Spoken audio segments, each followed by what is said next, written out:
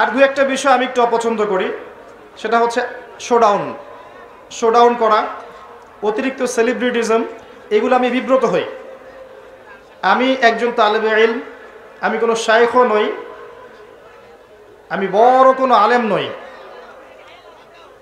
তবে আমি আলেমের সঙ্গে এতটুকু জানি, যে ব্যক্তি জ্ঞান অনুযায়ী আমল করে সে ব্যক্তি হচ্ছে প্রকৃত আলেম। চেষ্টা করছি জ্ঞান অনুযায়ী আমল করার জন্য, কতটুকু করতে পারছি আল্লাহ ভালো জানে। তবে বেশি বাড়াবাড়ি বা অতিরিক্ত আবেগ, শোডাউন, আইওয়াশ, এই জিনিসগুলো আমি বিব্রত হই। ছবির বিষয়ে বলেন, ভিডিওর বিষয়ে বলেন, ঠিক আছে, যে রাস্তা আমি পার করে আসলাম এখানে, এগুলো আমি একটু বিব্রত হই। পলিটিক্যাল মানুষটা হয়তো এগুলোতে উৎফুল্ল হতে পারে, আমি উৎফুল্ল হই না। আমি কোনো পলিটিক্যাল পার্সন নই, আমি আপনাদের ভাই, একজন তালেবে ইলম, এতটুকু আমার পরিচয়। যে জ্ঞানটুকু কোরআন সুন্নাহ থেকে শিখেছি আপনাদের সাথে শেয়ার করতে পারবো। এর ভালো অংশটুকু নেবেন, মন্দ অংশটুকু যদি প্রমাণিত হয় যে এটা ভুল, এটাকে ডাস্টবিনে ফেলে দিবেন। এভাবেই কথা বলতেন ইমামে আজম আবু হানিফা রাহিমাহুল্লাহ। তিনি এমনটাই বলেছিলেন যে আমার কোনো কথা যদি কোরআন এবং সুন্নাহর বাইরে যায়, আমার কথাকে ফেলে দিবে। বলেননি তিনি? আমরা তাদেরই উত্তরসূরি, আল্লাহ পাক কবুল করুন, আমিন। এবার আসেন আজকের এই যুবকদের এই যে কি বলবো, সাগরের ঢেউয়ের মতো সমাবেশ, এখানে আসতে পেরে আমি খুবই আনন্দিত। আল্লাহ পাকের কাছে দোয়া করছি, আল্লাহ পাক শ্রোতাদেরকে, মাহফিল কমিটি যারা মাহফিল অ্যারেঞ্জ করেছেন, শ্রম দিয়েছেন, মেধা দিয়েছেন, অর্থ খরচ করেছেন, পরিশ্রম করেছেন, যাবতীয় মানে ফি সাবিলিল্লাহ যাবতীয় পরিশ্রম করেছেন, আল্লাহ পাক এই প্রত্যেকটা মানুষের নেক হায়াত এবং হালাল রিজিককে প্রশস্ত করুন, আমিন। এখন আমি বক্তব্যের মূল অংশে যাচ্ছি, আল্লাহর ওয়াস্তে কেউ কথা বলবেন না।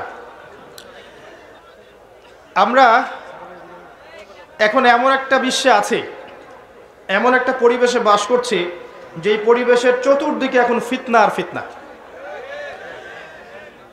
একটু বোঝেন, আপনি ধর্মের দিকে তাকান, দেখেন মুসলিমদের তাওহীদের মধ্যে এখন শিরক ঢুকে গেছে, ঢুকে নাই?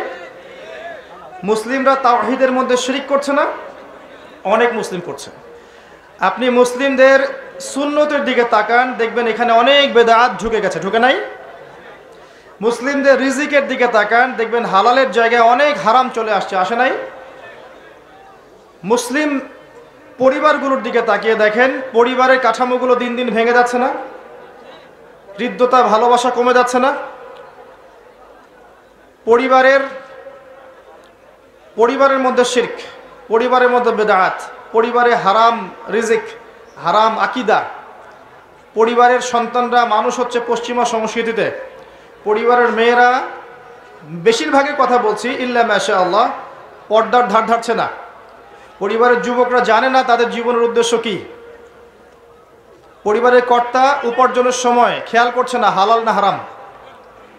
পরিবারের উদ্দেশ্য দুনিয়া, দুনিয়া এবং দুনিয়া। পরিবারের কাঠামোগুলো ভেঙে যাচ্ছে না? অপসংস্কৃতি ঢুকছে, পরিবারে ডিভোর্স বাড়ছে, বিবাহ বিচ্ছেদ বাড়ছে, পরিবারের মধ্যে জেনা বাড়ছে, পরকীয়া বাড়ছে, এই সমস্যাগুলো হচ্ছে না? আপনি ইকোনমির দিকে তাকান, অর্থনীতির দিকে তাকান, ইসলামিক ইকোনমিক সিস্টেমের জায়গায় সুদ এখন অক্টোপাসের মতো খেয়ে ফেলছে না? উপর থেকে নিয়ে নিচ পর্যন্ত সুদভিত্তিক সিস্টেম নয় কি? নবী সাল্লাল্লাহু আলাইহি ওয়াসাল্লাম 4 শ্রেণীর মানুষকে অভিশাপ করেননি? যে সুদ খায়, যে সুদ দেয়, যে সাক্ষী থাকে এবং যে লিখে রাখে। আল্লাহ পাক কি বলেননি কোরআনে, ইত্তাকুল্লাহ, আল্লাহকে ভয় করো, ওয়া যারু মা বাকিয়া মিনার রিবা, সুদের অবশিষ্ট অংশ ছেড়ে দাও, ওয়া ইল্লাম তাফআলু, তোমরা যদি না ছাড়ো, ফাযানু বিহারবিন মিনাল্লাহি ওয়া রাসূলিহি, তাহলে আল্লাহ এবং তার রাসূলের সাথে যুদ্ধের ঘোষণা শুনে রাখো। আল্লাহ কোরআনে বলেছেন রিবা বা সুদ হচ্ছে আল্লাহ এবং তার রাসূলের সাথে যুদ্ধ করার মতো পাপ। উচিত ছিল আল্লাহ এবং তার রাসূলের পক্ষে যুদ্ধ করা। রিবার মধ্য দিয়ে আমরা আল্লাহ এবং তার রাসূলের বিপক্ষে যুদ্ধ করছি। মুসলিম ইকোনমিক সিস্টেমের মধ্যে এগুলো ঢুকে যায়নি? এগুলোকে ফিতনা নয়?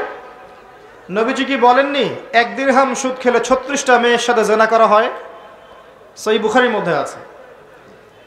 নবী করিম সাল্লাল্লাহু আলাইহি ওয়াসাল্লাম কি বলেননি যে সুদের 73টা পাপের শাখা আছে, কোন বর্ণনায় 70টা শাখা আছে, তার সর্বনিম্ন শাখা হলো নিজের মায়ের সাথে জেনা করা। এই বিষয়গুলোকে মুসলিমদের মধ্যে ঢুকে যায়নি? তাহলে ধর্মের মধ্যে শিরিক দেখেন, তাওহীদের মধ্যে শিরিক, সুন্নতের মধ্যে বেদাত, হালালের মধ্যে হারাম, বস্তুবাদিতা, দুনিয়ামুখী,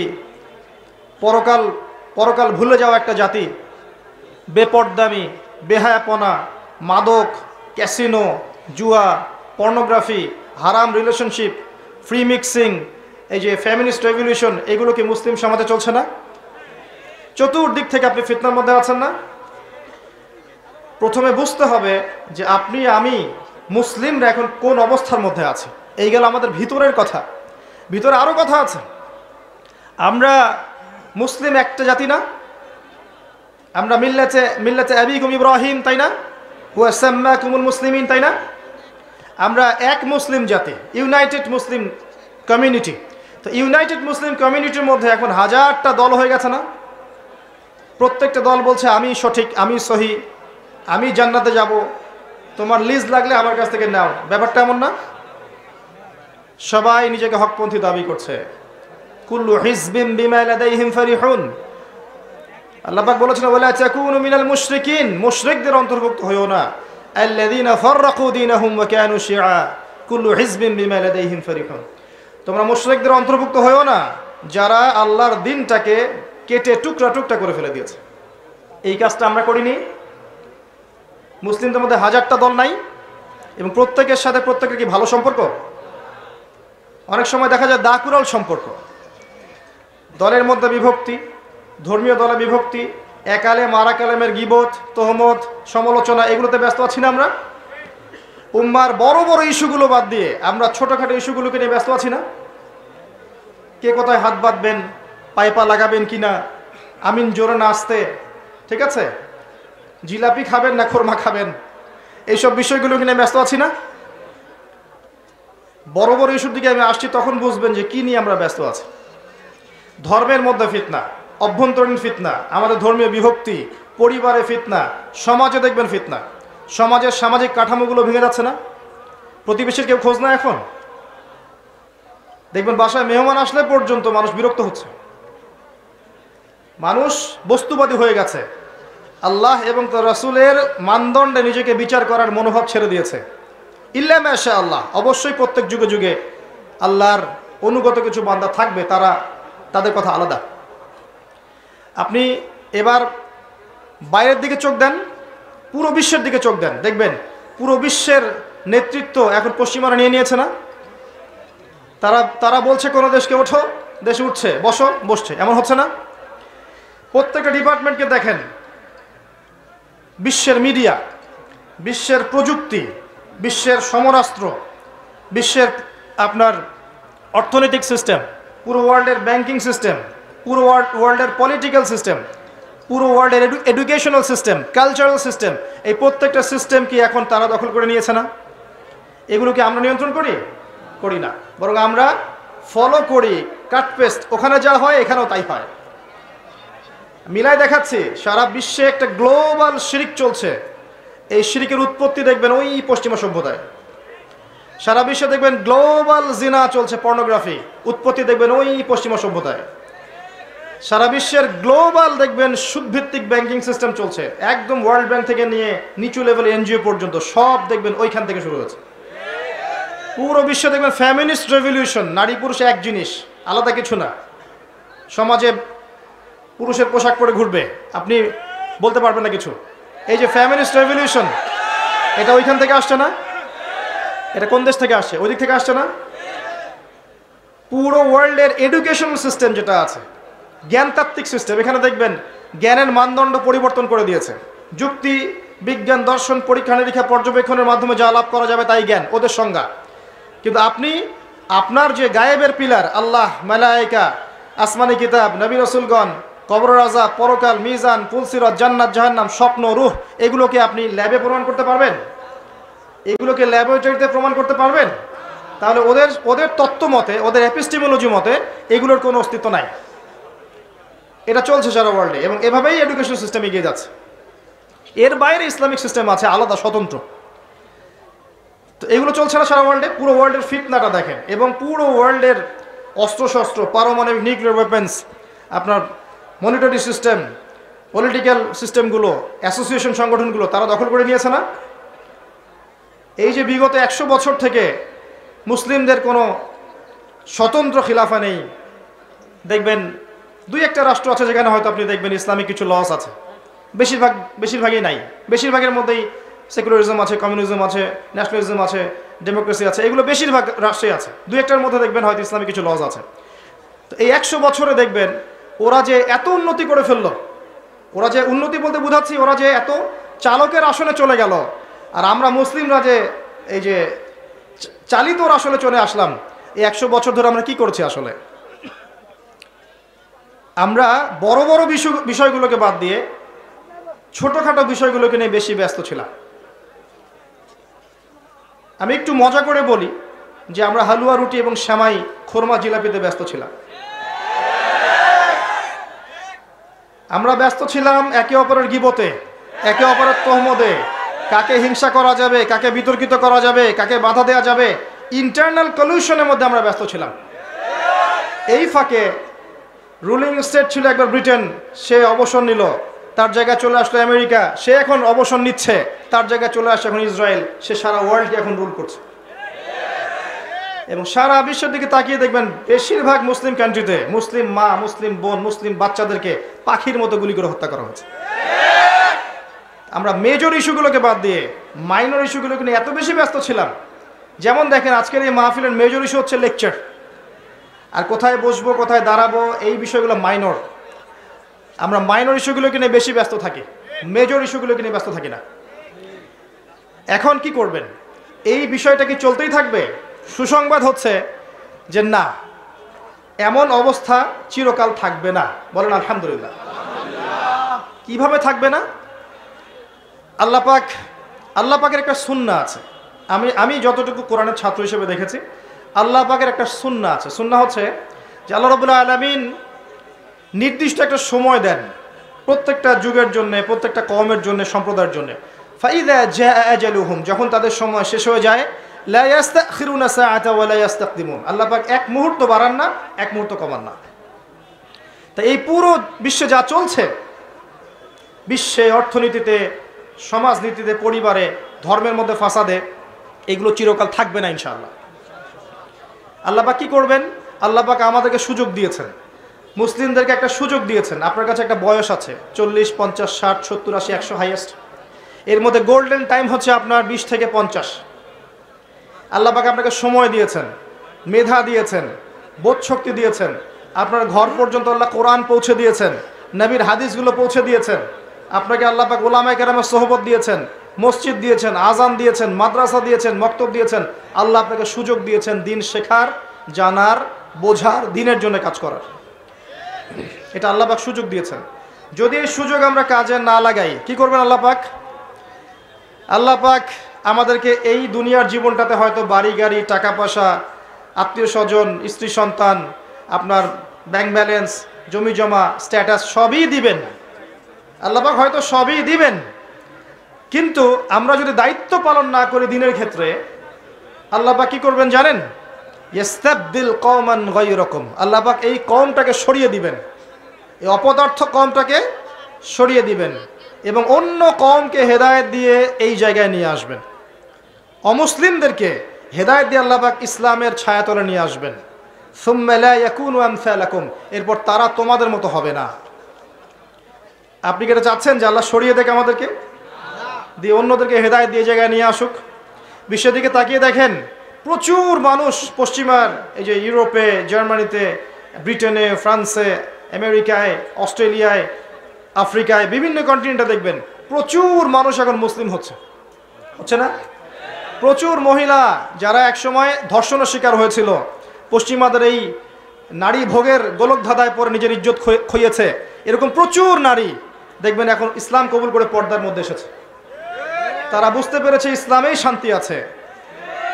এই যে মানুষগুলো ইসলাম কবুল করলো, এদেরকে কি তরোয়াল দেখিয়ে ইসলাম কবুল করিয়েছি আমরা? জুলুম করে কবুল করিয়েছি? এরা সবাই সাক্ষ্য দিচ্ছে ইসলাম তরবারির জোরে ছড়ায়নি, সৌন্দর্য দিয়ে ছড়িয়েছে। আজও যদি আমরা ইসলামের সৌন্দর্য মানুষের সামনে তুলে ধরতে পারি, আপনি দেখবেন দলে দলে অমুসলিমরা ইনশাআল্লাহ ইসলাম কবুল করবে। এবং কোনো কোনো ক্ষেত্রে আমি দেখেছি, মাইন্ড করবেন না, কোনো কোনো ক্ষেত্রে আমি দেখেছি অনেক অমুসলিম ভাই যারা সরকারের কর্মকর্তা আছেন, প্রশাসনে আছেন, অর্থনীতির মধ্যে আছেন, অনেক জায়গায় আছেন, সোশ্যাল দায়িত্বে আছেন, অনেক ক্ষেত্রে তারা মুসলিমদের চেয়ে বেশি সততার পরিচয় দিয়েছেন। এমনও ঘটনা আছে না? আপনি দেখবেন খাবারে ভেজাল দিচ্ছে মুসলিম, হিন্দুর দোকানে যান দেখবেন ফ্রেশ খাবার পাচ্ছেন। দেখবেন দুধ কিনতে গেলে আমরা অনেক সময়, বেশিরভাগ সময় দেখি যে ওই তাদের কাছে যাওয়া লাগে। দুধে ভেজাল দেয় না, মিষ্টিতে ভেজাল দেয় না, দইয়ে ভেজাল দেয় না। খেয়াল করে দেখবেন অনেক ক্ষেত্রে তারা সততার পরিচয় দিয়েছে। মুসলিমরা পণ্যে ভেজাল দিয়েছে, মুসলিমরা মাপে কম দিয়েছে, সিন্ডিকেট করেছে, মুসলিমরা এই যে কালোবাজারি করেছে, করে নাই? মুসলিমরা দুর্নীতি করছে, মুসলিমরা ঘুষ নিচ্ছে, মুসলিমরা সুদ খাচ্ছে, মুসলিমরা জানা করছে, মুসলিম যুবকরা পর্নোগ্রাফি দেখছে, মুসলিম মেয়েরা নগ্ন হয়ে ঘুরছে না? এরা কি অমুসলিম? জিউস এরা খ্রিস্টান না হিন্দু? কারা এরা? এই যদি হয় আমাদের অবস্থা, তাহলে কি আপনি মনে করছেন আমাদেরকে আল্লাহ পাক সেই জাতি হিসেবে কবুল করবেন যে জাতি ইনশাআল্লাহ তাআলা ওই বাইতুল মাকদাস জয় করবে? কখনো না। ইয়াস্তাবদিল কওমান গায়রাকুম, আল্লাহ পাক অন্য কওমকে হেদায়েত দিয়ে এই জায়গায় নিয়ে আসবেন। সুম্মা লা ইয়াকুনু আমসালাকুম, তারা তোমাদের মতো অপদার্থ হবে না। আমি খুব সংক্ষিপ্ত কথায় পরিস্থিতি যা বোঝানোর চেষ্টা করলাম, এই পরিস্থিতি বোঝার জন্য আরেকটা জিনিস দরকার আছে, এটা শোনেন ভালো করে।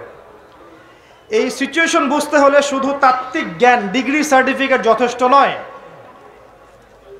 আপনাকে কনস্ট্রাকটিভ সিলেবাসে পড়াশোনা করতে হবে, এটা ঠিক আছে, এবং ভার্সেটাইল নলেজ রাখতে হবে, এটাও ঠিক আছে। আরও একটা জিনিস দরকার আছে, সেটা হচ্ছে আল্লাহর নূর, আল্লাহর পক্ষ থেকে নূর বা আলো, যেটা আপনার কলবের মধ্যে আল্লাহ পাক নাজিল করবেন। যার কাছে নূর আছে আল্লাহ পাকের, সে বুঝতে পারবে আসলেই বিশ্বে কি চলছে। যার কাছে নূর নাই, সেই ফিতনাময় পরিবেশে বসে থেকে মনে করবে ও জান্নাতে আছে। আমার কথা বোঝা যায়?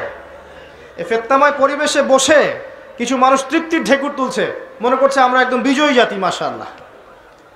অথচ বাস্তবতা এমন যে আমাদের অবস্থা আজকে এমন একটা অবস্থায় গিয়ে দাঁড়িয়েছে যে বিশ্বের পরাশক্তিগুলো আমাদেরকে খুব একটা মূল্যায়ন করছে না। অথচ মুসলিম দেশের সংখ্যা প্রচুর, মুসলিম জনসংখ্যা প্রচুর, মুসলিমদের খনিজ সম্পদ প্রচুর, অর্থনৈতিক সম্পদ প্রচুর, জনবল প্রচুর, সামরিক বাহিনীর সদস্য সংখ্যা প্রচুর, অস্ত্রশস্ত্র মাশাআল্লাহ প্রচুর। তারপরেও ওরা আমাদেরকে গুরুত্ব দিচ্ছে না। কারণ কি?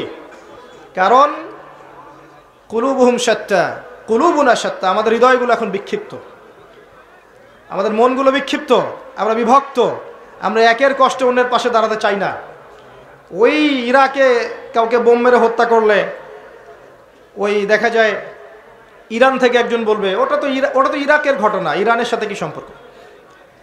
দেখবেন ওই যে মিয়ানমারে কোনো ঘটনা ঘটলে দেখবেন যে সুদান থেকে একজন বলছে ওটা তো মিয়ানমারের ঘটনা, আমাদের সাথে কি সম্পর্ক? প্যালেস্টাইনে বাচ্চাদেরকে বোম মেরে হত্যা করলে এদিক থেকে পাকিস্তান থেকে বলবে ওটা তো প্যালেস্টাইনের ইস্যু, আমার কি সম্পর্ক ওর সাথে? এখন আমরা এই অবস্থায় আছি যে এক ভাইয়ের উপরে আক্রমণ আসলে আর এক ভাই মিষ্টি বিতরণ করে। কথা বুঝতে পারছেন? একজনের উপরে যদি কোনো পরীক্ষা আসে বা বিপদ আপদ আসে, দেখবেন আর একজন মিষ্টি বিতরণ করছে। এ আপনার ভাই না যে মিষ্টি বিতরণ করছে, এ মূলত শয়তানের চালা। এ যদি এর মতো শত শত শয়তানের পূজারী যদি উম্মাহ থেকে ঝরেও যায়, আল্লাহর দিনের জাররা পরিমাণ ক্ষতি হবে না ইনশাআল্লাহ। আর ওই যে যাদের উপর দেখবেন অত্যাচার, জুলুম, নির্যাতন আসছে, সবর করছে, দিনের জন্য কিছু করার চেষ্টা করছে, আল্লাহ পাক এই মানুষগুলোকে ইনশাআল্লাহ দেখবেন কাল পরকালে জান্নাতুল ফিরদৌস দান করেছে। দুনিয়ার জীবনটা কিচ্ছু না ভাই, ওয়াল আখিরাতু খায়রু ওয়া আবকা, পরকাল চিরস্থায়ী। এখানে একটু কম খান, না হয় একটু কম ঘুমান, একটু কম টাকা পয়সা পেয়েছেন, কম ব্যাংক ব্যালেন্স আছে, কিন্তু আপনি আল্লাহর তাওহীদে আছেন, সুন্নতে আছেন, হালাল খাচ্ছেন, দেখবেন ইনশাআল্লাহ ধনীদের চেয়ে 500,000 বছর আগে আপনি হাসতে হাসতে জান্নাতে চলে গেছেন। উম্মার অবস্থা এখন এমন, আমরা বিক্ষিপ্ত। পড়াশোনার ক্ষেত্রে গিয়ে দেখবেন মুসলিম উম্মার প্রায় 80% মানুষ বিশুদ্ধ করে কোরআনটুকু পড়তে জানে না।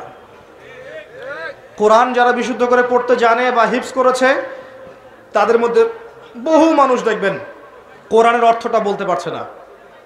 ইয়াং জেনারেশন থেকে তাকাই দেখেন যে তারা জীবনে একটা বারও কোরআন A to Z অর্থসহ পড়েছে কিনা সন্দেহ আছে। হাদিসে যে কিতাবগুলো আছে এই কিতাবগুলো তারা ছুঁয়েও দেখেছে না কখনো, সন্দেহ আছে। ইসলামের ইতিহাসে যে বইগুলো পড়ে আছে ইসলামিক ফাউন্ডেশনে, কখনো কিনে পড়েছে কিনা সন্দেহ আছে। ফিকহের বইগুলো পড়েছে কিনা সন্দেহ আছে। ইসলামের অর্থনীতি সম্পর্কে পড়াশোনা করে কিনা সন্দেহ আছে। উম্মার যুব সমাজের আজকে এই অবস্থা। কিন্তু পক্ষান্তর আপনি দেখবেন এরা ঠিকই মাশাআল্লাহ পর্ন দেখছে, নাউজুবিল্লাহ। এরা ঠিকই মাদক দ্রব্য সেবন করছে, এরা ঠিকই গার্লফ্রেন্ডকে সময় দিচ্ছে, হারাম অ্যাফেয়ার্স করছে, ফ্রি মিক্সিং করছে, ক্যাসিনোতে সময় কাটাচ্ছে, জুয়া খেলছে, পাবজি খেলছে, টিকটক করছে, সব করছে। তো এই যুব সমাজের হাতে আল্লাহ পাক ইসলামের বিজয়ের পতাকা দিবেন? সত্যি আপনার তাই মনে হয়? এরা কি ওই মোহাম্মদ বিন কাসিমের মতো, খালেদ বিন ওয়ালিদের মতো, এরা কি উমর ইবনে খাত্তাবের মতো, এরা কি যায়েদ ইবনে হারেসা, আব্দুল্লাহ বিন রাওয়াহা, জাফর বিন আবু তালেবের মতো? এরা কি আলী রাদিয়াল্লাহু আনহুর সেই শৌর্য বিজয় ধারণ করে? দিনের কল্যাণ চান না আপনারা? যে দিনের বিজয় হোক, দিন ভালো থাক, ইসলাম ভালো থাক, আল্লাহর জমিনে আল্লাহর দিনটা থাক। এই যে কালিমা, এই যে হজ, যাকাত, এগুলো কি উগ্রতা? এগুলোর মধ্যে সন্ত্রাস ভাব আছে, জঙ্গি ভাব আছে? হ্যাঁ, একটা শব্দ নিয়ে সমস্যা সৃষ্টি করে, জিহাদ, তাই না? যখন ক্যান্সার হয়, অস্ত্রোপচারের প্রয়োজন হয়, ইভেন মনে করেন এখন কোনো পরাশক্তি, পশ্চিমা কোনো পরাশক্তি, মনে করেন ব্রিটেন বা আমেরিকা বা অন্য যে কোনো কান্ট্রি, ওদের টেরিটরির মধ্যে ওরা যদি ফিল করে যে আমাদের সার্বভৌমত্বের মধ্যে আঘাত এসেছে, ওরা কি চুপ করে বসে থাকবে? ওরা প্রতিহত করবে না? এই প্রতিহত করার অধিকার মুসলিমদের নাই? যদি প্যালেস্টাইনের উপর এরকম হয়, প্যালেস্টাইনিদের অধিকার নাই এটা প্রতিহত করার? যখন সে করবে তাকে আপনি বলবেন সন্ত্রাসী, আমেরিকা করলে বলবেন আপনি মানবতা প্রেমী। এটা কি ধরনের ডাবল স্ট্যান্ডার্ড? এই বিষয়গুলোকে নিয়ে ইসলামকে মিডিয়ার মধ্য দিয়ে সারা বিশ্বে বিতর্কিত করা হয়েছে। ইসলাম কখনো এরকম জঙ্গিবাদ এবং সন্ত্রাসবাদের ধর্ম নয়। একজন মুসলিম কখনো জঙ্গি সন্ত্রাসী হতে পারে না। রাসূলুল্লাহ সাল্লাল্লাহু আলাইহি ওয়াসাল্লামের আদর্শ দেখে বহু অমুসলিম কাঁদতে কাঁদতে ইসলাম কবুল করেছিল। আমাদের নবী সাল্লাল্লাহু আলাইহি ওয়াসাল্লাম জীবনে একটা দিনও যুদ্ধের মাঠেও কোনো অমুসলিমকে হত্যা করেন নাই আমার জানা মতে। আমি ভুল হতে পারি, আমার জানা মতে একটা দিনও তিনি কোনো অমুসলিমকে গলা কেটে হত্যা করেছেন আমি কোনো নজির পাইনি এই পর্যন্ত। যদি পেয়ে থাকেন আমাকে জানাবেন। আমরা সেই নবীর উম্মাহ, ইসলামের সৌন্দর্য দিয়ে, ইসলামের মাধুর্য দিয়ে, ইসলামের সততা দিয়ে ইসলাম যুগে যুগে সারা বিশ্বের বুকে রাজত্ব করে বেরিয়েছে। এই তো বিগত 100 বছর আগেও এই যে অটোমান এম্পায়ার ছিল, তখন পর্যন্ত সারা ওয়ার্ল্ডে দেখতেন ইসলামের একটা শেল ছিল না? এখন সেটা নাই। মিসকিন অবস্থায় আছেন, না কোনো ঐক্য আছে, না কোনো আমির, না কোনো ইমারা, কিছুই নাই। এর মাঝখানে কিছু কিছু আল্লাহর বান্দা বিভিন্ন জায়গায় বিশ্বে চেষ্টা করে যাচ্ছে, এতটুকুই। বিক্ষিপ্ত হবে, তবে এই অবস্থা চিরকাল থাকবে না ইনশাআল্লাহ। কি হবে সামনে আল্লাহ ভালো জানেন, আল্লাহু আ'লাম বিস-সাওয়াব। সামনে মুসলিমদের উপরে নির্যাতন, নিপীড়ন বলেন, সংকুচিত হওয়া বলেন, এটা বাড়তে পারে, বাড়ার সম্ভাবনা আছে। বিশ্ব এমন একটা জায়গায় দাঁড়িয়ে আছে যে কোনো সময় একটা নিউক্লিয়ার যুদ্ধ হয়ে যেতে পারে, আল্লাহু আ'লাম। আমি নতুন একটা কথা বলতে যাচ্ছি, এটা আগে কখনো বলিনি। আমার মনে হয় কয়দিন পর দেখবেন যে বিশ্বের পরাশক্তিগুলো দাবি করবে অমুক গ্রহটা আমার, এ বলবে না অমুক গ্রহটা আমার, সে বলবে না ওই গ্রহ আমার, সে বলবে এই গ্রহ আমার। আমার কথাটা ইনশাল্লাহ ফলবে, দেখে নিয়েন। এবং তারা মহাকাশ বাহিনী গঠন করেছে অলরেডি। কারেন্ট অ্যাফেয়ার্স পড়েছেন? যারা বিসিএস কোচিং করছেন তারা হয়তো জানবেন মহাকাশ বাহিনী মানুষ কি জন্য গঠন করতে যাবে। স্টার ওয়ারও হতে পারে।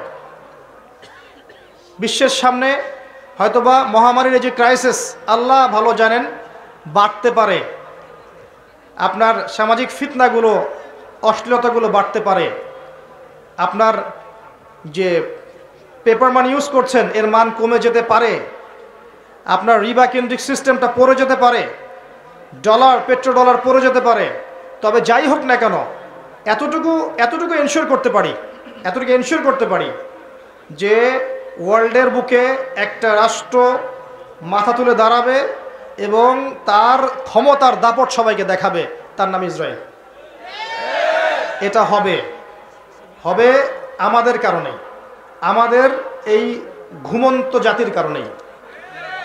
আরবের কলিজার উপর বসে, আরব রাষ্ট্রগুলোর কলিজার উপর বসে সে বিগত 70 বছরে সারা বিশ্বের অর্থনীতি, রাজনীতি, ফাইন্যান্স, ব্যাংকিং সিস্টেম, টেকনোলজি, প্রযুক্তি সব নিয়ন্ত্রণ করে নিয়েছে। তখন আমরা কি করছিলাম ভাই? হ্যাঁ, সবাই করেনি। অনেক ওলামায়ে কেরাম ছিলেন যারা শুরু থেকে এগুলো মানুষকে সতর্ক করার চেষ্টা করেছেন ঠিকই, কিন্তু তাদের মিম্বরগুলো সংকুচিত ছিল, তাদের কণ্ঠস্বরগুলো বৃত্তে বন্দী ছিল, মানুষ শুনতো না, বুঝতো না, মূল্যায়ন করতো না। মানুষ শোনে না, এখনো মানুষ শোনে না, বোঝে না। এখন পর্যন্ত মানুষ বোঝে না, শোনে না কি হচ্ছে সামনে। ওই এখনো পড়ে আছে, একটা ইস্যু তুলে দেন, সারাদিন ইস্যু নিয়ে ফেসবুকে বসে থাকবে, আর কোনো ইস্যুই নাই। একটা ইস্যু তুলে দেন, সারাটা দিন ওখানে বসে থাকবে। মানে এটাই বড় জিহাদ ওর কাছে, কিবোর্ড নিয়ে মুজাহিদ। আল্লাহ সমালোচকদেরকে হেদায়েত দান করুন। দ্বীনের জন্য ভাই কিছু করেন। আপনার প্রতিভা থাকলে আপনি বলেন, লিখার প্রতিভা থাকলে লিখেন, একটা মসজিদ করা থাকলে মসজিদ করেন, একটা মাদ্রাসা করেন, এতিমদের দায়িত্ব নেন, বিধবার দায়িত্ব নেন, নারীদের জন্য কোনো প্রজেক্ট করেন, মা বোনদের পর্দায় আনার ব্যবস্থা করেন, ইসলামিক কোনো এনজিও করেন, ইসলামিক ইকোনমিক সিস্টেম লঞ্চ করেন, কৃষিভিত্তিক প্রজেক্ট করেন, কিছু একটা করেন যেটাতে আপনার দ্বীনের উপকার হবে। ওইভাবে বসে সারাদিন ফেসবুকে গুতাগুতি করলে দ্বীনের জীবনে কোনো উপকার হয় না। ফেসবুকে বসে আর সারাদিন যদি সমালোচনা করতে থাকেন, দ্বীনের কোনো উপকার হয় না আদতে। মাঠে নেমে কনস্ট্রাকটিভলি কাজ করে দেখান, একদিন চেয়ারে বসে একটা বক্তব্য দিয়ে দেখান কত বিশুদ্ধ বক্তব্য দিতে পারেন। এই জায়গায় এসে বসেন আগে, তারপর দেখা যাবে যে কত বিশুদ্ধ করে সুন্দর করে কথা বলতে পারেন। এত সহজ না সবকিছু। মাঠে না নেমে সাইড থেকে তালি মারা সহজ। বাংলাদেশ ক্রিকেট টিম খেলবে, আপনারা জানেন যে আমি ক্রিকেটের সাথে একসময় সংযুক্ত ছিলাম। বাংলাদেশ ক্রিকেট টিম খেলবে, দেখবেন গ্যালারির চারপাশে অনেক দর্শক, এটা এইভাবে মারলে ভালো হতো, এটা কাভার ড্রাইভ করলো না কেন, এটা পুল শট খেলা যাইতো, স্লগ ওভার আরও মারতে পারতো, এগুলো বলতে পারবে। ওর হাতে ব্যাটটা তুলে দেন না, তারপর দেখেন কিভাবে পিটায়। জাতি হিসেবে আমাদের সমস্যা আছে ভাই। সমালোচনার সংস্কৃতি না, কাজ করে কনস্ট্রাকটিভলি কাজ করে জাতিকে এগিয়ে নেন, দেশকে এগিয়ে নেন, উম্মাকে এগিয়ে নেন, সমাজকে ভালো কিছু দেন, রাষ্ট্রকে ভালো কিছু দেন। ইসলাম সবসময় সবার কল্যাণকামী, কোশ্চিন কালেও ইসলাম কারো অকল্যাণ চায় না। ইসলাম কখনো কারো অকল্যাণ চাবে না। হয়তো আপনি বুঝতে ভুল করছেন, না হলে কিছু মানুষ ইসলামকে বিতর্কিত করছে, কিছু মানুষ ইসলামকে ইচ্ছাকৃতভাবে উদ্দেশ্যপ্রণীতভাবে বিতর্কিত করছে। আল্লাহ পাক এই ফিতনা ফাসাদ থেকে আমাদের যুব সমাজকে হেফাজত করুন। আমাদের ওলামায়ে কেরামদের মাঝে আল্লাহ পাক ঐক্য দান করুন। আল্লাহ পাক আমাদের মধ্যে আপোষে হিংসা, বিদ্বেষ, গীবত, তহমতের সংস্কৃতি বর্জন করার তৌফিক আল্লাহ পাক দান করুন। ঐক্যবদ্ধ হয়ে একটা দেশ, একটা রাষ্ট্র হিসেবে, উম্মাহ হিসেবে ইসলামকে, এই বাংলাদেশকে এগিয়ে নিয়ে যাওয়ার তৌফিক আল্লাহ পাক আমাদেরকে দান করুন, আমিন। তো এখন এই সিচুয়েশনে আপনি কি করতে পারেন? আপনার আবার করণীয় কি? সামনে যা হতে যাচ্ছে আমি একটা এস্টিমেট করতে চাই আপনাকে। ইনশাআল্লাহ তাআলা, ইনশাআল্লাহু আযজা ওয়া জাল, ঈসা ইবনে মারইয়াম আসবেন। কবে আসবেন, কত সালে আসবেন, কি করবেন আমি জানি না, এবং জীবনে আমি কখনো বলিও নি এত সালে আসবেন। বক্তব্য তো পুরো কখনো শুনবেই না, একটা অংশ শুনে ওটা নিয়ে বিতর্কিত করা শুরু করবে। কে জানে কত সালে আসবে? কেউ বলতে পারবে? কখনো বলতে পারবে না। কিন্তু আসবে যে আপনি কি অস্বীকার করতে পারেন? ঈসা আলাইহিস সালাম এসে কি হাই কমোড ইউজ করবেন? কাঁটা চামচ দিয়ে খাবেন? আমাদেরকে ওই যে পশ্চিমারা যেমন সভ্যতা শেখায়, ওরা মনে করে যে ওরা হচ্ছে সভ্য আর আমরা অসভ্য, ওরা তাই মনে করে। ওরা টিস্যু পেপার ইউজ করা শেখায় পানির বদলে, তারপরে হাই কমোড ইউজ করা শেখায়, তারপর ওদের মধ্যে গেট আপ শেখায়। মানে সবাইকে ওদের ফটোকপি হতে হবে আর কি। যতক্ষণ ওর ফটোকপি হচ্ছেন না, আপনি ইউ আর নট সিভিলাইজড, আপনি আনসিভিলাইজড ওদের বক্তব্য অনুসারে। ঈসা ইবনে মারইয়াম কাঁটা চামচ দিয়ে খাবেন না, হাত দিয়েই খাবেন। তিনি মাটিতে বসেই খাবেন ইনশাআল্লাহ, এবং তিনি আঙ্গুল চাটবেন, প্লেট চাটবেন ইনশাআল্লাহ। তখন তাকে শেখাতে আসবেন যে সভ্যতা কাকে বলে। যাই হোক, ঈসা ইবনে মারিয়াম হচ্ছে শেষ জামানার সবচেয়ে ভাইটাল ক্যারেক্টার। যখন মাসিহুদ দাজ্জাল বের হবে, জিউসরা তাকে ফলো করবে এবং সে সারা বিশ্বকে শাসন করবে। এই ক্ষমতা আল্লাহ পাক তাকে দিয়ে মানুষকে পরীক্ষা করবেন। আপনাকে ওই সময় একটা সূরা বাঁচাবে, একটা সূরাই আপনাকে বাঁচাতে পারে ঈমান আমল তাকওয়ার পর, সেটা হচ্ছে সূরাতুল কাহফ। এই সূরার মধ্যে দেখবেন মূসা এবং খিজর আলাইহিস সালামের গল্প আছে। 3টা প্রশ্ন করেছেন মূসা আলাইহিস সালাম, আর খিজর আলাইহিস সালাম বারবার বলছিলেন যে আমি কি তোমাকে বলিনি তুমি ধৈর্য ধরতে পারবে না। মূসা আলাইহিস সালাম প্রশ্ন করছেন, কেন নৌকা ফুটা করলেন, কি কারণে বাচ্চাকে হত্যা করলেন, কেন এই দেয়ালটা নির্মাণ করলেন পারিশ্রমিক ছাড়াই। বাহ্যিক চোখে মূসা আলাইহিস সালামের কাছে মনে হচ্ছে প্রত্যেকটা কাজই ভুল, তাই না? আমার কথা বুঝতে পারছেন? বাহ্যিক চোখে, বাইরের চোখ দিয়ে মূসা আলাইহিস সালামের কাছে মনে হচ্ছে 3টা কাজই ভুল। কিন্তু খিদির আলাইহিস সালাম বললেন ওই নৌকা ফুটা না করলে সেই নৌকা হাইজ্যাক হয়ে যেত, ওই বাচ্চাকে হত্যা না করলে সেই বাচ্চা বড় হয়ে বড় কাফের হতো, এবং এই দেয়ালের নিচেই এই 2 এতিম বাচ্চা রেখে যাওয়া সম্পত্তি আছে, পৈতৃক সম্পত্তি, তারা বড় হলে এই সম্পত্তি পাবে। বাইরের চোখ দিয়ে মূসা তোমার কাছে মনে হয়েছে যে আমি ভুল করছি, কিন্তু ভেতরের চোখ দিয়ে তুমি যদি দেখতে, আল্লাহর নূর দিয়ে দেখতে, তাহলে বুঝতে পারতে যে প্রত্যেকটা ক্ষেত্রে আমি সঠিক ছিলাম। এই গল্পটা কেন বললাম?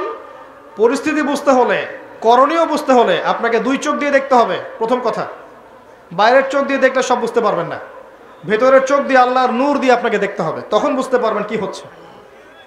নূর কিভাবে আসবে ভাই? তাওহীদের উপর থাকলে নূর আসবে, সুন্নতের পাবন্দি করলে নূর আসবে, বেশি বেশি নফল নামাজ তাহাজ্জুদ পড়লে নূর আসবে ইনশাআল্লাহ। সূরা নূরের উপর আমল করলে নূর আসবে, সূরা নূরের উপর আমল করলে নূর আসবে, বেশি বেশি মৌতের ফিকির করলে নূর আসবে, বেশি থেকে বেশি কোরআন তেলাওয়াত করলে নূর আসবে ইনশাআল্লাহ। আল্লাহর জিকির বেশি বেশি করলে, আল্লাহর ধ্যান করলে, তাসবিহ তাহলিল করলে, আল্লাহর কাছে দোয়া করলে আল্লাহ নূর আসবে ইনশাআল্লাহ। এরপরেও আরও বিষয় আছে, বিনয়ী থাকতে হবে, অহংকারী হওয়া যাবে না। একজন আলেম অনেক বড় আলেম হয়েছেন, মনে অহংকার আছে, এই মনের মধ্যে নূর আসবে না ইনশাআল্লাহ। অনেক বড় ডিগ্রি সার্টিফিকেট আছে, মনে অহংকার আছে, আমি অনেক বড় আলেম, তোমরা কিছুই না, তোমরা তেজপাত, আমি বড় আলেম, এই অহংকার থাকলে মনের মধ্যে আল্লাহর নূর কশ্চিন কালেও আসবে না। আর আল্লাহর নূর যখন আসবে না, আপনি ভিতর থেকে অন্ধই থেকে যাবেন। আল্লাহর নূর যখন আসবে না, তখন ভেতর থেকে আপনি অন্ধ থেকে যাবেন। ইবলিসের অনেক জ্ঞান ছিল, মনের মধ্যে বিনয় ছিল না, অহংকার ছিল, আল্লাহ নূর দেন নাই, অভিশাপ করে দিয়েছেন। অতএব শুধু জ্ঞান নয়, বিনয় দরকার, অহংকার মুক্ত মন দরকার, সবার কল্যাণকামী হন, সবাইকে ভাই মনে করেন, ভালোটুকু নেওয়ার চেষ্টা করেন, খারাপটা ছেড়ে দেন, সমস্ত উম্মার কল্যাণকামী হয়ে যান। গিবতের, তোহমতের, অহংকারের, রিয়ার এসব সংস্কৃতি বর্জন করেন, মনটা পবিত্র করেন। কদ আফলাহা মান যাক্কাহা ওয়া কদ খাবা মান দাসাহা। আল্লাহর নূর আসবে ইনশাআল্লাহ তাআলা। তখন দেখবেন আপনি আল্লাহর চোখ দিয়ে দেখছেন, আল্লাহর কান দিয়ে শুনছেন, পরিস্থিতি আপনি বুঝতে পারছেন এবং কি করতে হবে আপনি নিজেই বুঝতে পারছেন ইনশাআল্লাহ। যখন বুঝতে পারবেন তখন নিজে আগে সতর্ক হবেন, পরিবারকে সতর্ক করবেন, তারপর আপনার সাধ্য অনুযায়ী আপনি সমাজে দাওয়াতি কাজ করবেন। মধ্যমপন্থী থাকবেন, শৈথিল্যবাদী হবেন না, চরমপন্থী হবেন না। ইসলামে চরমপন্থারও যেমন স্থান নাই, এই শৈথিল্যবাদিতারও স্থান নাই। ইসলাম হচ্ছে একটা মধ্যমপন্থী ধর্ম। ওয়া কাযালিকা জাআলনাকুম উম্মাতান ওয়াসাতা লিতাকুনু শুহাদা আলান নাস। কয়েকটা পয়েন্ট বলে শেষ করছি। প্রথম কাজ, স্পেশালি বলছি আমি কথাগুলো ইয়াং জেনারেশনকে, যারা তোমরা আমার ভাই এখানে বসে আছো, ইয়াং জেনারেশন যারা আছো, আমাদের মা বোন যারা আছে, যাদের মধ্যে তরুণীরা আছে, যুবতীরা আছে, তাদেরকে বেশি ফোকাস করতে বলছি। কারণ যারা বার্ধক্যে চলে গেছে তাদের বয়স একসময় শেষ হয়ে যাবে, রিসেন্টলি শেষ হয়ে যাবে। যারা যৌবনকালে আছেন তাদের ইনশাআল্লাহ আগামী 10, 20, 30, 40 বছর বেঁচে থাকার সুযোগ আছে, আল্লাহ যদি চান। যুবতীদের আছে, এবং আমাদের পরবর্তী প্রজন্ম, আমাদের এই যে বাচ্চা কাচ্চা যারা আছে, ছেলেমেয়েরা, এদের দিকে বেশি ফোকাস করে। এই 2টা জেনারেশনকে টার্গেট করে আমি কথা বলছি। 1 নাম্বার, আল্লাহর জমিনে আল্লাহর দ্বীনের কল্যাণ চান, নিজে পরকালে বাঁচতে চান, দ্বীনের জন্য কিছু করতে চান, নিজের জীবনটাকে আল্লাহর জন্য আপনি ডেডিকেট করতে চান, প্রথম কাজ হচ্ছে আপনাকে পড়াশোনা করতে হবে। পড়াশোনা ছাড়া আপনি কিচ্ছু করতে পারবেন না। এবং এই পড়াশোনা মানে এই না যে আপনাদের সবাইকে মাদ্রাসায় ভর্তি হতে হবে, এমন নয় ব্যাপারটা। আপনি ফিজিক্স নিয়ে পড়ছেন, কেমিস্ট্রি নিয়ে পড়ছেন, বায়োলজি নিয়ে পড়ছেন, মেডিকেল সায়েন্সে পড়ছেন, ইঞ্জিনিয়ারিং পড়ছেন, সায়েন্স আর কমার্সে পড়ছেন, জিওপলিটিক্স পড়ছেন, ইকোনমিক্স পড়ছেন, যে সাবজেক্টেই পড়েন, ওই জ্ঞানটাকে আপনি ইসলামের কল্যাণে কাজে লাগানোর চেষ্টা করেন। That's all. পারবেন না?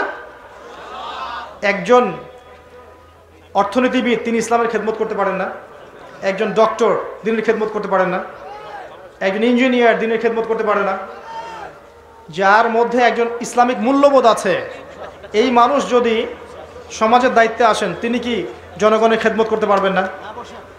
মনে করেন কেউ বিসিএস ক্যাডার হয়েছে, প্রশাসনে আছে, তার মধ্যে ইসলামিক নৈতিকতা আছে, সে উম্মার খেদমত করতে পারবে না? এগুলো সবাইকে বাদ দিয়ে কি আমাদেরকে মাদ্রাসায় ভর্তি হতে হবে? না, সবাই হবে না। যারা যারা এখানে আছেন, যে লাইনে পড়ছেন, পড়াশোনা করবেন, বেশি থেকে বেশি পড়াশোনা করবেন, ইনশাআল্লাহ তাআলা আল্লাহ পাক আপনাকে জ্ঞান দান করবেন আল্লাহর পক্ষ থেকে ইনশাআল্লাহ। এই পড়াশোনার পাশাপাশি কি করবেন? এই পড়াশোনার পাশাপাশি আপনাকে ইসলামিক কিছু সাবজেক্ট পড়তে হবে। অনেক দিন বলেছি, আমি আবারও বলছি, কারণ আল্লাহ পাক সূরা আর রহমানের মধ্যে 31 বার বলেছেন ফাবিআইয়ি আলা'i রাব্বিকুমা তুকাযযিবান। কেন বলেছেন বারবার? কারণ বিষয়টা গুরুত্বপূর্ণ ছিল। আপনাকে কোরআন পড়তে হবে 1 নাম্বার। কোরআন পড়া জানেন কারা কারা? হাত তোলেন দেখি। মাশাআল্লাহ। অর্থ জানেন কারা কারা? হাত তোলেন দেখি। ইন্না লিল্লাহি ওয়া ইন্না ইলাইহি রাজিউন। এই হচ্ছে বাস্তবতা। এই বাস্তবতা যখন দূর হবে, সবার হাত যখন উঠবে, তখনই আল কোরআনের আলো ঘরে ঘরে জ্বলবে ইনশাআল্লাহ। তার আগে নয়, তার আগে নয়। কোরআনের অর্থটা বুঝতে হবে, আরবি ভাষা শিখতে হবে। ওই যে বলেছিলাম একটা লেকচারে, আপনাদের মা বোনরা হিন্দি বোঝে না? বোঝে? হিন্দিতে থোড়ি বহুত বাতচিত করতে পারে? পারে। কিভাবে শিখেছে? মিডিয়া দিয়ে, সিরিয়াল দিয়ে, মুভিজ দিয়ে, সং দিয়ে শিখেছে না? আপনি অ্যারাবিকের উপর সময় দেন, অ্যারাবিক শোনেন, অ্যারাবিক লেখেন, দেখেন, দেখবেন ইনশাআল্লাহ 2 বছরের মধ্যে আপনি আরবি শিখে ফেলছেন ইনশাআল্লাহ। আরবি শেখেন, কোরআন অনুবাদ পড়েন, যে তাফসিরটা আপনার কাছে ভালো মনে হয় সেটা পড়েন। ইবনে কাসির হোক, জালালাইন হোক, মারিফুল কোরআন হোক, যেটা আপনার কাছে বেস্ট মনে হয় সেটা পড়েন। একাধিক তাফসির পড়েন। এরপর কি করবেন? হাদিসের বইগুলো পড়েন। ছোট ছোট বইগুলো থেকে বড় বইয়ের দিকে যান। ছোট বই যেমন আপনার এই যে ফয়জুল কালাম, মিশকাতুল মাসাবি, বুলুগুল মারাম, মিনাদিল আহকাম। পরে আপনি একটু উঁচু লেভেলে যান, তিরমিজি, নাসাই, আবু দাউদের যান। পরে গিয়ে বুখারী মুসলিমে যান। এক লাফ দিয়ে বুখারী মুসলিমে যাওয়ার চেষ্টা করবেন না। যদি করেন তাহলে কি হবে জানেন? তাহলে স্বঘোষিত মুফতি হয়ে যাবেন। অল্প জ্ঞান নিয়ে দেখবেন তখন ওলামায়ে কেরামদের সাথে আপনার তর্ক হচ্ছে, এবং ছোট ছোট বিষয়গুলোকে কেন্দ্র করে মসজিদগুলো ভাগ হয়ে যাচ্ছে। এই কাজ করতে যায় না। এটা আমার মতে একটা সহি ভুল পথ। এটা আমার মতে একটা সহি ভুল পথ। আগে বুখারী মুসলিমে হাত দিয়েন না, আগে ছোট ছোট বইগুলো পড়তে পড়তে পড়তে উপর দিকে যান। এবং যেগুলো বুঝবেন না, হাদিসের অনেক কিছু বোঝা যায় না, আমিও বুঝি না। অনেক হাদিস আছে যেগুলো আমরা আসলে এখনো বুঝতে শিখিনি। এমনকি কোরআনের এমন অনেক আয়াতও আছে যেগুলো আমরা এখনো পরিপূর্ণভাবে বুঝতে শিখিনি। কারণ কিছু আয়াত আছে মুহকামাত, কিছু হচ্ছে মুতাশাবিহাত। অনেক আয়াত কিছুটা অস্পষ্ট, সেগুলো ওলামায়ে কেরামের কাছে গিয়ে ব্যাখ্যা নিতে বুঝতে হয়। এই হচ্ছে বিষয়। কওমি মাদ্রাসায় যান। কওমি মাদ্রাসায় যে খেদমতটা হয়, এখানে যে আরবিটা শেখানো হয়, যে গ্রামারের বইগুলো পড়ানো হয়, ফিকহের বইগুলো পড়ানো হয়, এটা আমার মতে বাংলাদেশের মধ্যে বেস্ট, আমার মত। আবার ওইটা নিয়ে বিতর্ক করা শুরু করে দিয়েন না যে উনি কওমিকে প্রমোট করেছেন, আলিয়াকে ধ্বংস বলেছেন। ইউটিউবের দেখে মুশকিল, একটা কথা বললে পাশে একটা লাইন লাগিয়ে দেয়, যেটা আসলে বলিও না। এমন শোনেন, এই কাজ করলে হয়তো আপনি আমাকে বিতর্কিত করতে পারবেন ঠিকই। আমি যদি দাওয়াতি কাজ ছেড়ে দেই, উম্মার একটু ক্ষতি হবে, কোনো লাভ হবে না। আমার কোনো পরোয়া নেই আল্লাহ পাকের, আমার কেন কারো কোনো পরোয়া নেই আল্লাহ পাকের। কেউ যদি আল্লাহর দিনের এই দায়িত্ব মশাল হাতে নাও নেয়, আল্লাহ পাক নতুন মানুষ তৈরি করে নিয়ে আসবে ইনশাআল্লাহ। কিন্তু আলেম ওলামারা যখন মাইনাস হয়ে যাবে একজন একজন করে, উম্মার কিন্তু খুব লাভ হয় না, ক্ষতি হবে। এই যে বাংলাদেশের জমিনে এই বছরের মাহফিলে ওলামায়ে কেরামের সংখ্যা আগের চেয়ে বেশি না কম? এতে কি উম্মার লাভ হচ্ছে না ক্ষতি হচ্ছে? কোন কোন ক্ষেত্রে এর জন্য মিডিয়াও দায়ী আছে, আপনি কি জানেন? আপনি কোন আলেম সম্পর্কে জানতে চান, ইউটিউবে সার্চ দেন, দেখবেন তার বিপক্ষে অনেকগুলো ভিডিও চলে আসে। একটা এক্সাম্পল দিই, একটা ছেলে মনে করেন দিনের একটা মাসআলা জানবে, ইউটিউবে গিয়ে সার্চ দিল, গুগলে সার্চ দিল, সেই মাসআলা আসবে এবং দেখবেন ওই মাসআলা সম্পর্কে ডানে বামে নেগেটিভ পজিটিভ অনেক কথা তার সামনে আসবে। এই আলেমকে যা বলেছেন ওই আলেম, তাকে আবার যা বললেন অমুক আলেম, এগুলো অনেক ভিডিওর সামনে আসবে। তখন ওর মধ্যে একটা ধারণা সৃষ্টি হবে যে ভাই আগেই ভালো ছিলাম, মাসআলা জানান আমার দরকার নাই, থাকে ভাবে। যারা সেকুলার মাইন্ডেড, যারা একটু কালচার্ড, ইউনিভার্সিটিতে পড়া মানুষ, দেখবেন তারা কিন্তু এই বিষয়গুলোকে খুব ধরে এবং তারা যতটুকু আসতে চায় ইসলামের দিকে অনেক সময় আমাদের আচরণের কারণে পিছিয়ে পড়ে। স্মার্ট হন, ইসলামকে যুগোপযোগীভাবে ডিল করতে শেখেন, ইউটিউবিং করেন, আল্লাহর ওয়াস্তে তাকওয়ার সাথে করেন। নিজের মতাদর্শ প্রতিষ্ঠা করার জন্যে, নিজের মতকে প্রাধান্য দেওয়ার জন্যে, কাউকে বিতর্কিত করার জন্যে, কারো ক্যারেক্টার হ্যারেস করার জন্যে, কারো ক্যারিয়ার ধ্বংস করার জন্য এই কাজগুলো করতে যাবেন না। আলটিমেটলি উম্মার ক্ষতি হয়ে যাবে, আর আপনার দ্বারা যদি উম্মার ক্ষতি হয় আল্লাহ পাক কোশ্চিনকাল আপনাকে ছেড়ে দিবেন না, কখনো ছাড়বেন না আল্লাহ পাক। ওয়ামা কানা রাব্বুকা নাসিয়া, আল্লাহ পাক কিচ্ছু ভুলে যান না, মনে রাখবেন। আল্লাহ পাক সব মনে রেখেছেন, from day 1 to the last day. আল্লাহ পাক প্রতিটা সেকেন্ডের ঘটনা আল্লাহর কাছে আছে, এই রেকর্ড আপনাকে দেখানো হবে। আল্লাহ পাক বোঝার তৌফিক দান করুন। তো পড়াশোনা করেন, হাদিসের মধ্যে সহজ বই থেকে নিয়ে কঠিন বইয়ে যান। আমি শেষ করে দিচ্ছি ইনশাআল্লাহ। এরপরে কি পড়বেন? এরপরে ইসলামের ইতিহাস পড়েন, ইসলাম ফাউন্ডেশনে যান, প্রচুর বই আছে, এগুলো কেনেন, পড়েন। প্রত্যেকের বাসায় একটা করে পার্সোনাল লাইব্রেরি করুন, পারবেন না? প্রত্যেকের বাসায় একটা করে পার্সোনাল লাইব্রেরি করবেন, রাজি আছেন? হাত উঁচু করেন, কারা কারা করবেন? আগামী রমাজান আসার আগেই প্রত্যেকের বাসায় একটা করে পার্সোনাল লাইব্রেরি চাই। মাসে মিনিমাম 5,000 টাকার বই কিনবেন, পারবেন না? পারবেন রে ভাই, 5,000 টাকা আপনার গার্লফ্রেন্ডের পিছনে যায় মাসে, আমি জানি। পারবেন না? আর যাদের একাধিক গার্লফ্রেন্ড আছে ওদের তো অবস্থা খারাপ, তাই না ভাই? এগুলো কি আমাদের সংস্কৃতি? হালালভাবে বিয়ে করে নেন, বিয়ের পরে যত খুশি প্রেম করেন, মহব্বত করেন, আল্লাহ বাধা দিবেন না ইনশাআল্লাহ। বিয়ের আগে এগুলো করতে যায়েন না, আল্লাহর গজব চলে আসবে, আল্লাহর গজব চলে আসবে, নাউযুবিল্লাহ। তো যেটা বলছিলাম যে বই কেনেন, বই কেনার অভ্যাস করেন, টাকা খরচ করেন, আল্লাহ পাক টাকা দিবে ইনশাআল্লাহ। আর কি পড়বেন? সিরাত পড়েন, নবী সাল্লাল্লাহু আলাইহি ওয়াসাল্লামের জীবনী পড়েন, নবী সাল্লাল্লাহু আলাইহি ওয়াসাল্লামের জীবনী পড়েন। আর রাহিকুল মাকতুম, উসওয়াতুল হাসানা, নবী মুস্তাফা, গোলাম মুস্তাফা, দ্য প্রফেট, অনেকগুলো বই আছে না? আচ্ছা, সিরাতের বইগুলো পড়েন ভাই। সিরাত নিয়ে আসলে প্রত্যেকটা ঘটনার পিছনে একটা কল্যাণ থাকে, আপনি জানেন। আমি এটা ফিল করি, এটা আমার ফিলোসফি, যে প্রত্যেকটা অকল্যাণ বা ঘটনার পিছনে আল্লাহ পাক একটা কল্যাণ বের করে নিয়ে আসেন। কুল্লু শার ইউজাদু ফিহিল খায়র, প্রত্যেকটা অকল্যাণের পিছনে একটা করে কল্যাণ থাকে। এই যে নবী সাল্লাল্লাহু আলাইহি ওয়াসাল্লামের জীবনী কোনো একটা লেকচারে হয়তো আলোচনা করেছিলাম ওয়ান্স আপন এ টাইম, আমার ঠিক মনে পড়ছে না কোন লেকচার। সেখানকার 3টা লাইন একজন কাট করে পুরো ইউটিউব আর ফেসবুক ভর্তি করে দিয়েছে। কখনোই এই অংশটুকু তোমরা দিও, যেটা আমি বলছি এখন। কখনোই আমার ইন্টেনশন ছিল না যে আমার দ্বারা নবী সাল্লাল্লাহু আলাইহি ওয়াসাল্লামের শানের খেলাফ কিছু হবে। বরং যদি নবীর জন্য জীবন দেওয়ার প্রশ্ন আসে, তোমার আগে আমি দাঁড়াবো ইনশাআল্লাহ, তোমার আগে আমি সামনের কাতারে দাঁড়াবো ইনশাআল্লাহ, যদি নবীর জন্য জীবন দেওয়ার প্রশ্ন আসে। একজন লিখেছে, আমি নাকি বলেছি যে নবী সাল্লাল্লাহু আলাইহি ওয়াসাল্লাম নবী হওয়ার যোগ্যই ছিলেন, নাউযুবিল্লাহ। আল্লাহর কসম করে বলছে, এই কথা জীবনে আমি কথা বলি। এই কথাটাকে দিয়ে বিতর্কিত করেছে। আমি এতটুকু বলবো যে আমি সচরাচর মানুষের নামে বদদুয়া করি না। যে কাজ্জাব এই কাজটা করেছে, আল্লাহ পাক যেন তার এই মিথ্যার প্রতিদান তাকে দান করে। 2 নাম্বার যে লাইনটা দিচ্ছিল, যে আমি বলেছিলাম তিনি ভয় পেয়ে গিয়েছিলেন, এরকম বলেছিলাম। ফিতরাতুল ওয়াহির সময় গ্যাপ ছিল একটা ওয়াহির, তিনি ভয় পেয়ে গিয়েছিলেন, কয়েকবার পাহাড়ের চূড়ায় উঠে তিনি নিজেকে ফেলে দেওয়ার চেষ্টা করেছেন, এমন একটা কথা বলেছিলাম। আল্লাহর কসম করে বলছি যে এই কথাটা বলার মধ্য দিয়ে আমার ইন্টেনশন কখনো এমন ছিল না যে এখানে নবীর শানের খেলাফ কিছু হচ্ছে। এবং এই কথাটা বলার জন্যে আমি প্রকাশ্যে স্ট্যাটাস দিয়ে সবার কাছে ক্ষমাও চেয়েছি। তবে এতটুকু জানা উচিত যে কথাটা আছে কোথায় বা কোত্থেকে বলা হয়েছে। আপনি এই যে সিরাতের যে বইগুলোর নাম বললাম, ম্যাক্সিমাম সিরাতের বইয়ের মধ্যে এই গল্পটা আছে। আপনি আর রাহিকুল মাকতুম বইটা পড়েন, দেখবেন এটা আছে রাহিকুল মাকতুম বইয়ের মধ্যে, অন্য অনেক বইয়ের মধ্যে আছে, যারা পড়েছেন আপনারা সবাই জানেন। কিন্তু রাহিকুল মাকতুম বইটা 1187টা বইয়ের মধ্যে প্রথম স্থান অধিকারকারী বই, আমার কথা শোনেন। আর রাহিকুল মাকতুম বইটা রাবাতে আলেম আল ইসলামিয়ার কম্পিটিশনে 1187টা পাণ্ডুলিপির মধ্যে ফার্স্ট প্রাইজ পাওয়া বই আল্লামা সফিউর রহমান মোবারকপুরি রাহিমাহুল্লাহর।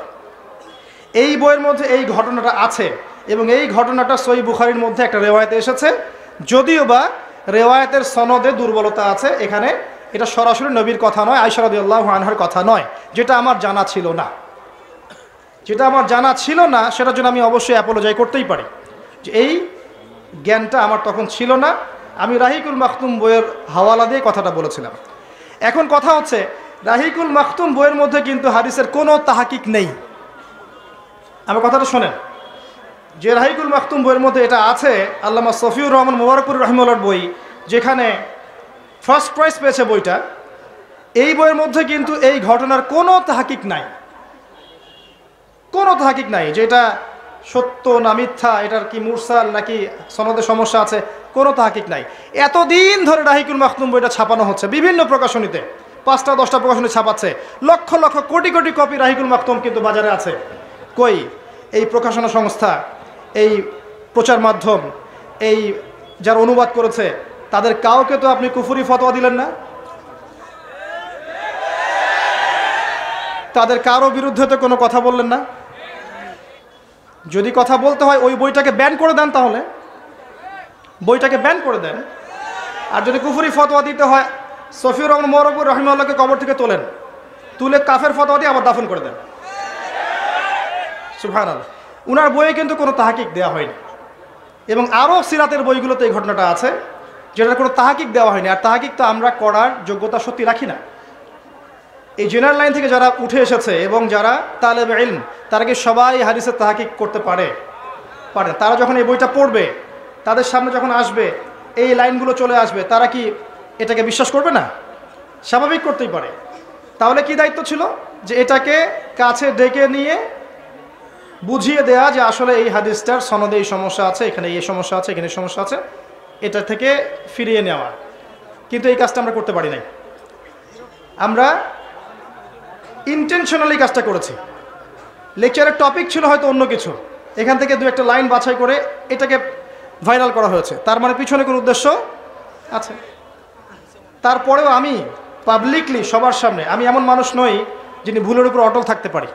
পাবলিকলি সবার সামনে, আপনাদের সবার সামনে, সবাইকে সাক্ষী রেখে, আল্লাহকে সাক্ষী রেখে আমি আমার বক্তব্যের ভুল স্বীকার করছি। যেখানে শব্দ চয়নে হয়তো আমার ভুল হয়ে গেছে, এটা একটা মানুষের পক্ষে হতেই পারে, যে এই চেয়ারে বসেছে তার পক্ষে শব্দ চয়নে মিস্টেক, স্লিপ অফ টাং হতেই পারে।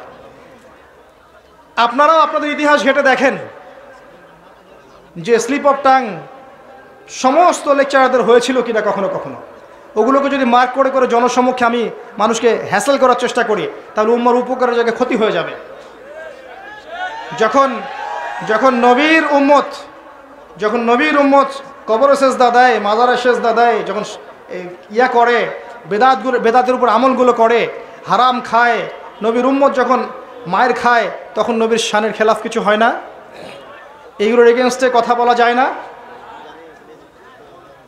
আমরা বিনয়ের সাথে অনুরোধ করব যে মানুষ মাত্র ভুল হতে পারে, একটা বিষয়কে নিয়ে, ইস্যুকে নিয়ে এত বেশি মাতামাতি করবেন না যে এই বিষয়গুলোকে নিয়ে কথা বলতে বলতে বলতে বলতে আমাদের সত্যিকার শত্রু যারা, এরা আরও 10টা দিন 20টা দিন এগিয়ে যায়।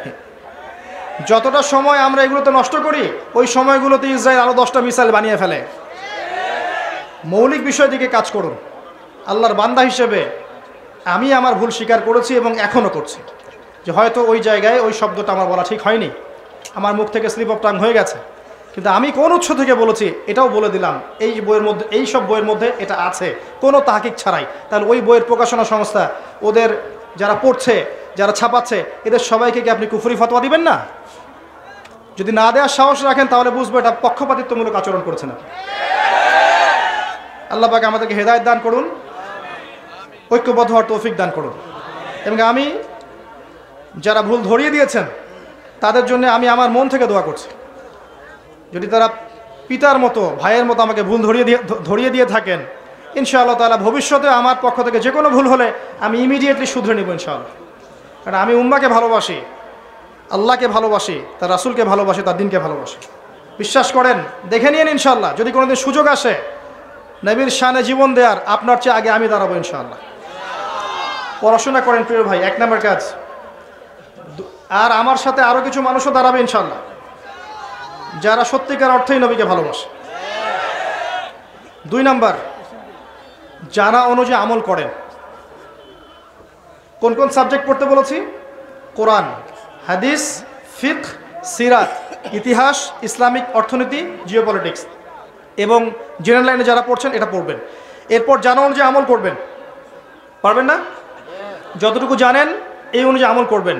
এই যে চেয়ারে বসে কথা বলছি, সবচাইতে ডেঞ্জারাস জায়গায় বসে আছি আমি যা বলছি যদি আমি আমল না করতে পারি, কালকে দেখবেন জাহান্নামে আমি চলে গেছি, নাউযুবিল্লাহ।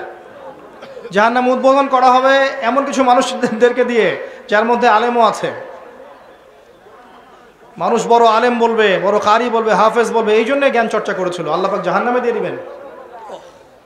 এমনও মানুষ আছে জাহান্নামে নাড়ি ভুড়ি বের হয়ে যাবে, চারপাশে ঘুরতে থাকবে। মানুষ এসে বলবে, কি হয়েছে তোমার, কি আমল করেছিলে? সে বলবে, আমি কুনতু আমরু বিল মারুফ, আমি মানুষের সৎ কাজের আদেশ করতাম, কিন্তু আমি সেটা করতাম না। আমি মানুষকে অসৎ কাজ থেকে নিষেধ করতাম, আবার সেটাই নিজেই করতাম। এমন মানুষও জাহান্নামে যাবে যার দুর্গন্ধে জাহান্নামীরা টিকতে পারবে না। নবী সাল্লাল্লাহু আলাইহি ওয়াসাল্লাম বলেছেন, সে হচ্ছে এমন ব্যক্তি যে তার ইলম দিয়ে উপকৃত হতে পারে নাই, জ্ঞান অনুযায়ী আমল করতে পারে নাই। তাই যারা বসে আছে এই চেয়ারে, যারা দিন প্রচার করছে, তাদের আরও তাকওয়াবান হওয়া উচিত, মুত্তাকি হওয়া উচিত, জানা অনুযায়ী আমল করা উচিত। আল্লাহর আসনে বসে কাউকে জাজ করা উচিত না। ওয়া আ'লামু বিমানিত তাকওয়া, তোমরা নিজেদেরকে নিয়ে আত্মপ্রশংসা করো না, আল্লাহ ভালো জানেন কে তোমাদের মধ্যে তাকওয়াবান। অতএব জানা অনুযায়ী আমল করার চেষ্টা করি। আল্লাহ আমাকে তৌফিক দেখ, আল্লাহ পাক আপনাদের সবাইকে তৌফিক দান করুন। এর জন্য সবচেয়ে সহজ বুদ্ধি হচ্ছে 24 ঘন্টায় নবী সাল্লাল্লাহু আলাইহি ওয়াসাল্লামের সুন্নতের উপর আমল করা। পারবেন না ইনশাআল্লাহ? ইনশাআল্লাহ। একমাত্র ব্যক্তি যে আপনার জন্য কেঁদেছে, আপনাকে ভাই বলেছে, হাউজে কাউসারে দাঁড়িয়ে থাকবেন আপনার জন্য পানির গ্লাস হাতে নিয়ে, যিনি আপনার জন্য সুপারিশ করবেন, আল্লাহর কাছে সেজদায় পড়ে যাবেন, কবিরা গুনাহগার মুসলিমদেরকে সুপারিশ করে জান্নাতে নিয়ে যাবেন, একমাত্র মানুষ মুহাম্মদুর রাসূলুল্লাহ সাল্লাল্লাহু আলাইহি ওয়াসাল্লাম। তার সুন্নত 24 ঘন্টা মেনে চলেন, আল্লাহ পাক তৌফিক এনায়েত করুন। এরপরে হালাল রিজিক খান, হারামে যায়েন না, সুদ ঘুষ দুর্নীতি আত্মসাতে যায়েন না, ছোট্ট হালাল রিজিকে থাকেন, আল্লাহ বরকত দিবে ইনশাআল্লাহ। হালাল রিজিকের ব্যবস্থা হয়ে গেলে নেককার স্ত্রীকে বিয়ে করেন, আদর্শ ইসলামিক পরিবার গড়ে তোলেন, পরবর্তী প্রজন্মকে ইসলামের জন্য গড়ে তোলেন ইনশাআল্লাহ। এরপরে আপনাকে আল্লাহ পাক যা দিয়েছেন, জান মাল সময় শ্রম, এগুলোকে কাজে লাগিয়ে দিনটাকে একটু একটু করে এগিয়ে নিয়ে যাওয়ার চেষ্টা করেন। ক্ষুদ্র ক্ষুদ্র প্রচেষ্টা ইনশাআল্লাহ দেখবেন আগামীতে ইসলামের বড় বিজয় নিয়ে এসে দেবে ইনশাআল্লাহ আযজা ওয়া জাল্লা। আর সবশেষ কথা হচ্ছে, ফিজিক্যালি ফিট থাকেন, শরীরের যত্ন নেন, মনের যত্ন নেন, টেকনোলজি থেকে দূরে থাকার চেষ্টা করেন। এত বেশি ফেসবুকিং করবেন না, এত বেশি ইউটিউবিং করবেন না, মাথাটাকে রিল্যাক্স দেন, চিন্তা করার টাইম দেন, প্রকৃতির সাথে মেশেন, ঠিক আছে? পড়াশোনা করেন, মানে যান্ত্রিক হয়ে যাবেন না, মানুষ হন। আরও কাজ আছে, আপনি ভালো খাবার খাওয়ার অভ্যাস করেন, ম্যানুফ্যাকচার্ড খাবারগুলো ত্যাগ করে দেন। আপনাকে আল্লাহ যে সম্পত্তি দিয়েছেন, এই সম্পত্তিগুলো যাকাত আদায় করেন, সম্পত্তিগুলোকে সাস্টেইনেবল অ্যাসেটে পরিণত করেন। এই শব্দটা কঠিন হয়ে গেছে মনে হয়। এমন রূপ দেন সম্পত্তিটাকে যেটার মান কখনো কমে যাবে না। আপনি যদি জমি কিনে রাখেন, মান কমে যাবে? বাড়বে। যে একটু গোল্ড রেখেছেন, এই গোল্ডের মানটা কি কমবে? বাড়বে। একটু রূপা রেখেছেন, এই রূপার মান কমবে না বাড়বে? ইনশাআল্লাহ বাড়বে। কিন্তু আপনি যদি তেজপাতায় রেখে দেন, মান পড়ে যাবে, আপনি শ্রম হারাবেন, আপনি শ্রম হারাবেন, আপনি মূল্য হারাবেন। এক পর্যায়ে বুঝবেন আমার কথার মর্মটা, এখন হয়তো বুঝতে পারছেন না। আরেকটা কথা বলে শেষ করছি, উম্মাহকে ঐক্যবদ্ধ করতে শেখুন। সমালোচনা সংস্কৃতি নয়, গীবত তুহমত এগুলো থেকে বেরিয়ে আসেন, একে অন্যের পিছনে লাগা বন্ধ করেন। আল্লাহর ওয়াস্তে সবাই ভাই ভাই হয়ে যান, সবার ভালোটাকে গ্রহণ করে নেন, খারাপটা ছেড়ে দেন। ইনশাল্লাহ দেখবেন ইসলামের সৌন্দর্য দিয়ে, ঐক্য দিয়ে আমরা অমুসলিমদের মন জয় করতে পারবো ইনশাআল্লাহ। এবং অ্যাজ এ নেশন, বাংলাদেশি হিসেবে, বাংলাদেশের মুসলিম হিসেবে ইনশাআল্লাহ আমাদের প্রত্যেক স্তরের মানুষ ঈমান নিয়ে, তাওহীদ নিয়ে, সুন্নত নিয়ে আগামী দিন ইসলামের পতাকা নিয়ে এগিয়ে যাবে ইনশাআল্লাহ আযজা ওয়া জাল্লা। আল্লাহর জমিনে আল্লাহর দিন আবারও কায়েম হবে ইনশাআল্লাহ। এই ফিতনাগুলো দূর হবে ইনশাআল্লাহ। আল্লাহ পাক আমাদের মা বোনদেরকে খাস পর্দায় থাকার তৌফিক দান করুন, যুব সমাজকে হেদায়েত করুন। আল্লাহ পাক আমাদের যুবক ভাইদেরকে ভালো করে পড়াশোনা করার তৌফিক দান করুন, উলামায়ে কেরামের মধ্যে ঐক্য দান করুন। আল্লাহ পাক আমাদেরকে তাওহীদ ও সুন্নাহে থাকার তৌফিক দান করুন, হালাল রিজিক খাওয়ার তৌফিক দান করুন। আকুলু কওলি হাযা আস্তাগফিরুল্লাহ ওয়া লাকুম ওয়া লিসাইরিল মুসলিমিন। বারাকাল্লাহু লানা ওয়া লাকুম বিলায়াতিন হাকীম ইন্নাহু তাআলা জাওয়াদুন কারীম ওয়া রাউফুর রহিম। আমি আজকের মতো এখানেই শেষ করছি। আপনাদের ভালোবাসায়, মহব্বতে আমি নিজেকে গর্বিত মনে করছি। জাযাকুমুল্লাহু খায়রান, আহসানাল জাযা। সুবহানাকাল্লাহুম্মা ওয়া বিহামদিক, আশহাদু আল্লা ইলাহা ইল্লা আনতা আস্তাগফিরুকা ওয়া আতুবু ইলাইক। আসসালামু আলাইকুম ওয়া রাহমাতুল্লাহ।